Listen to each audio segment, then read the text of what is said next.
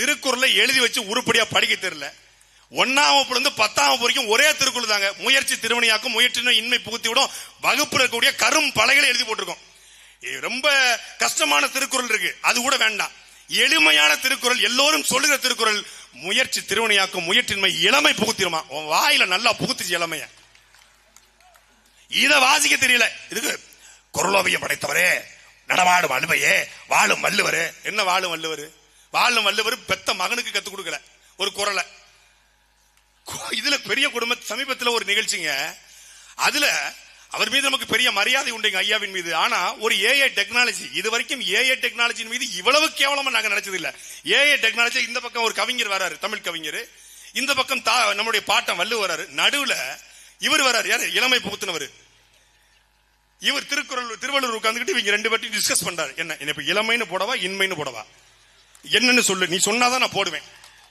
அப்ப அவர் இன்மைன்னு எழுதும் போது இவர் தான் அந்த எழுத்தாணியை பிடிச்சு இளமைன்னு மாத்தி விடுறாரு. டேய், கால கொடுமடா, கால கொடுமை. தமிழ்நாடு யார்கிட்ட சிக்கிட்டு இருக்கு பாருங்க.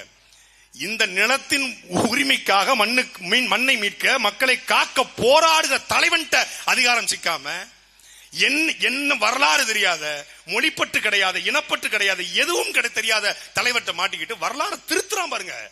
வரலாறு திருத்துறான். சாகும் தருவாயில கர்ம வீரர் காமராஜர் கருணாநிதி கையை பிடிச்சுக்கிட்டு, நாட்டையும் ஜனநாயகத்தையும் நீங்க தான் காப்பாற்றணும். என்ன பண்றது, செருப்பெல்லாம் பிஞ்சா தூர போட்டுறோம். அது பத்திரமா பத்திரப்படுத்தி வைக்க வேண்டியிருக்கு. காமராஜருக்கு ஏசி போட்டு கொடுத்தாரு.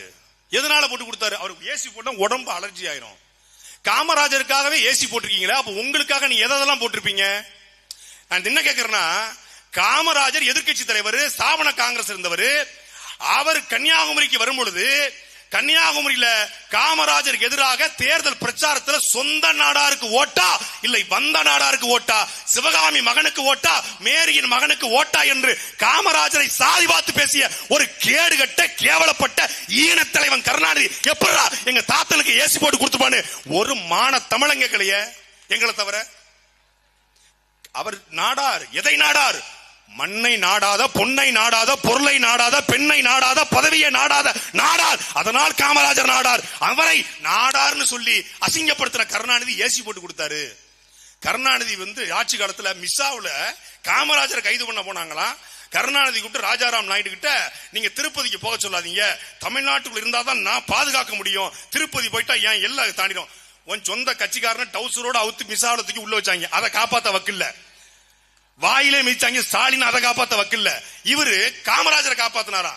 எதுக்கு இந்த கூட்டத்தை பதிவு பண்றனா, இப்படித்தான் நம் தாத்தாக்களின் வரலாறையும் மறைப்பார்கள்.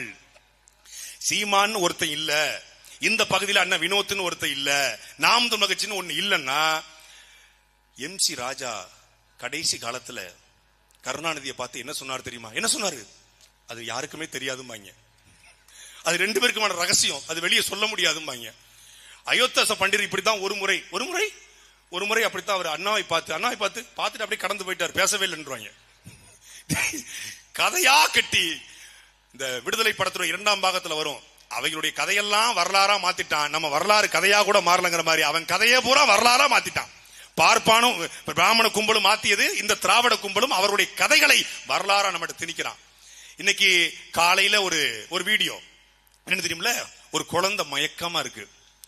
உடனே அங்க ஒருத்தர் வராரு, என்னம்மா காலையில சாப்பிடல அங்கிள், அப்படியா? உடனே மகேஷ், என்ன செய்வீங்களோ தெரியாது, உடனடியாக குழந்தைகளுக்கு காலை உணவு திட்டத்தை போடுங்க. எந்த மகேஷ்? உதயநிதி ஸ்டாலினுடைய அகில உலக ரசிகர் மன்ற தலைவர், மல்லிகலைத்துறை அமைச்சர் மகேஷ் பொய்யாமலிட்ட. என்ன பண்ணுங்களோ தெரியாது, பண்ணுங்க. Okay uncle. அவரு உடனே காலையில இந்த மாதிரி ஒரு பள்ளிக்கூடத்துக்கு முதலமைச்சர் போனாராம். குழந்தைகள் மயக்கமா இருந்துச்சான். அதனால அதை பார்த்துட்டு வந்த திட்டம் தான் காலை உணவு திட்டமா. இந்த திட்டத்தை பார்த்து மேலை நாடுகள் வியந்து போயிருக்கிறதா. இந்த திட்டத்தினுடைய முன்னோடி காமராஜர் என்று நமக்கு தெரியும். ஆனால் அந்த காமராஜருக்கு முன்னோடி யார் என்று தெரியுமா? முதலில் 1920ஆம் ஆண்டு சட்டமன்ற உறுப்பினராக நம்முடைய தாத்தா எம்சி ராஜா இருக்கும் பொழுது இந்தியாவிலே முதலாக மிட் டே மீல், மதிய உணவு என்று 1000 விளக்கிலே 1000 மாணவர்களுக்கு கல்வியிலே விளக்கேற்றியவன் நம் தாத்தா. மதிய உணவு திட்டத்தினுடைய முன்னோடி எம்சி ராஜா என்கிற மாசி ராஜா. அவர் 1920 அதுக்கான அச்சாரத்தை போறாரு. ஏன்? பட்டியல் சமூக மக்கள் அப்படியாவது படிக்க வரட்டும், என் பிள்ளைகள் ஒடுக்கப்பட்ட பிள்ளைகள் அப்படியாவது பள்ளிக்கூடத்துக்கு வரணும் என்று மதிய உணவு திட்டத்தை வெள்ளைக்காரர் அரசோடு இணைந்து பேசி கொண்டு வந்தவர் மதிய உணவு திட்டத்தினுடைய தந்தை MC ராஜா. அதற்கு பிறகுதான் காமராஜர் ஐயா கொண்டு வராங்க. அதுக்கு பிறகுதான் ஒவ்வொரு மாநிலத்தில் பல மாநிலங்கள் வருது. ஆனா இன்னைக்கு இவன் காமராஜரை மறக்கணிக்கணும் அப்படிங்கிறதுக்காகவே, MC ராஜாவை மறக்கடிக்கணும் அப்படிங்கிறதுக்காகவே காலை உணவு, அது என்னது, சுதந்திரம் அடைஞ்ச காலகட்டத்தில் காமராஜர் கொடுத்தாரு, சுதந்திரத்துக்கு முன்னாடி தாத்தா MC ராஜா கொடுத்தாங்க. சரி, சுதந்திரம் அடைஞ்சு 75 வருஷம் ஆச்சு, நீ 60 வருஷம் ஆண்டிருக்க, கருணாநிதி 5 வருஷம், நீ 4 ஆண்டு ஆச்சு, திராவிட மாடல் விடியல் ஆட்சி, ஒவ்வொரு தமிழருடைய வாழ்வாதாரத்தை பெருக்கி வருமானத்தை பெருக்கின்ற. இப்ப உட்காந்து காலை உணவு திட்டத்தில் உப்புமா, நாங்க 5 நாள் உப்புமா போடுறது இல்லையே, அப்புறம் ஒரு நாள் உப்புமா, ஒரு நாள் கிச்சடி. உப்புமாங்கிறது கிச்சடியோட தங்கச்சி, கிச்சடிங்கிறது உப்புமாவோட அக்கா, அவ்வளவுதான். வீட்டிலேயே கழிச்சு கட்ட உணவு இருங்க. எவனாவது உப்புமா வீட்டுல சாப்பிடுவாங்க, உப்புமா போமாங்க வீட்டுல வெளியே போய் மாறன் புரோட்டா கடை சாப்பிட்டு போயிடுவாங்க. உப்புமாங்கிறது ஒரு கழிச்சு கட்டின உணவு. அதை போட்டுட்டு உப்புமா கொடுத்த தலைவர், உரிமை தொகை கொடுத்த தலைவர், ஓரணியில் தமிழ்நாடு, ஓரணியில் தமிழ்நாட்டில் நினைக்கிறான். ஊரணியை கூட காப்பாத்த வக்கல்ல, ஊரணியை கூட பிளாட் போட்டு வித்துட்டு ஓரணியில திறனுமா. நம்ம தாத்தாக்க ஒரு தாத்தா 1914 இறந்துட்டாங்க, ஒரு தாத்தா 1943 இறந்துட்டாங்க, ஒரு தாத்தா 1945 இறந்துட்டாங்க. நல்ல வேலை நம் தாத்தாக்கள் இந்த கருணாநிதி காலத்தில் இல்லை என்றால் நம் தாத்தாக்களுக்கு ஏசி போட்டு கொடுத்ததே கருணாநிதி என்று சொல்லியிருப்பார்கள். MC ராஜா ஏசி இல்லாமல் உறங்க மாட்டார், கார் இல்லாமல் ரெட்டமலை சீனிவாசன் போக மாட்டார், அவருக்கு கார் வாங்கி கொடுத்ததே நாங்க தான் இருப்பானுங்க. பெட் இல்லாம அயோத்தாச பண்டிதர் இருக்க மாட்டார், அவருக்கு ஸ்லீப் வெல்ல பெட் வாங்கி கொடுத்தது நாங்க தான் சொல்லியிருப்பானுங்க. நல்ல வேளை நம்ம தாத்தாக்கள் இறந்துட்டாங்க. வரலாற்றை எப்படியெல்லாம் மறைக்கலாம், வரலாற்றை எப்படியெல்லாம் உருவாக்கலாம் அப்படின்னு ஒண்ணு இருக்கு. ஆனா வரலாற்றை எப்படியெல்லாம் மறைக்கலாம் அப்படிங்கிறத இந்த திருட்டு திராவிட கும்பல் இருந்து கத்துக்கணும். அவர்களை பாராட்டினால், அவர்களை ஆதரித்தால், அவர்களோடு இருந்து சமரசம் செய்து அவர்களோடு கலந்து போனால் வரலாற்றை உருவாக்குவான். அவர்களுக்கு எதிர்த்து நின்றால் வரலாற்றை மறைப்பான். நீதி கட்சியினுடைய முதல் சட்டமன்ற உறுப்பினர் யாரு? நீதி கட்சியினுடைய இந்தியாவிலேயே முதல் பட்டியல் சமூகத்தினுடைய சட்டமன்ற உறுப்பினர் நம் தாத்தா MC ராஜா. வரலாறு இருக்கா? வரலாறு இருக்கா? இல்ல. ஏன் வரலாறு இல்ல?